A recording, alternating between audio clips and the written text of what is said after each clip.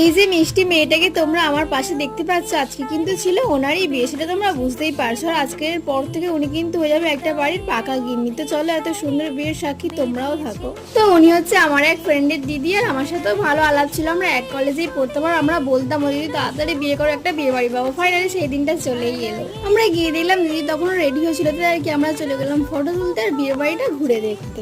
বিয়ে বাড়ির চারিদিকে ডেকোরেশনটা পার্সোনালি আমার ভীষণ পছন্দ হয়েছিল, কারণ চারিদিকেই ছিল সাবেকি আনার ছোঁয়া।